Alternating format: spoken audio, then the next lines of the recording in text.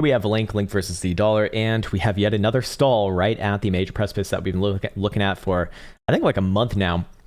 Now, of course, grinding up against this region right here is obviously more good than bad. Just want to see it actually officially taken out, meaning either a weekly closure above about 34.85 or a daily in this case, actually above the same region. In fact, it's actually coming in at the exact same level right there, or a wick higher than last week's high. Whichever one of those things happens first is probably good enough for me.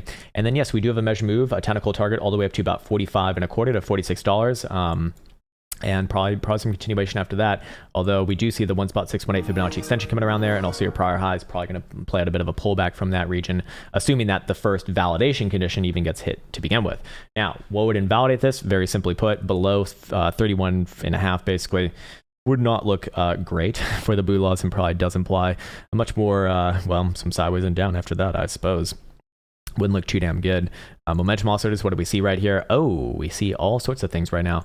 Daily BBWP is on the floor. So this one, I mean, this is a breakout setup. I mean, this is, I'm certainly more biased towards an upside resolution than not. I mean, if it doesn't happen this week, man, that's going to be rather concerning. I would say that. I would put a little bit of a time component onto this one, just because you don't want to fail too many times at your major areas. Although this one's still okay. 4-hour time frame, got some upside momentum right here on the 4-hour Stokes, and looks like another low being set in right there, so good. Daily will turn back up above 35 and 40 cents, so yes, that'd be good enough for me.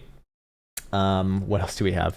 And weekly also remains with its upside momentum in the bullish control zone as long as above $30.5. So let's also go adjust the short-term timeframes as requested. And I mean, short-term timeframes, you know, as long as above 32.70.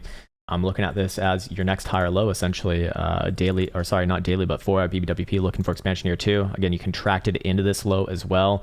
All momentum oscillators are more in the bullish posturing. I'm biased towards an upside resolution, man. Hour looks okay here too. I'll be looking for a short-term move somewhere around about 34.85, and you know, look for the 12-hour daily to kind of take you on from there, and perhaps extend those targets over time if relevant. And hopefully that's helpful. And there you go for Link, sir.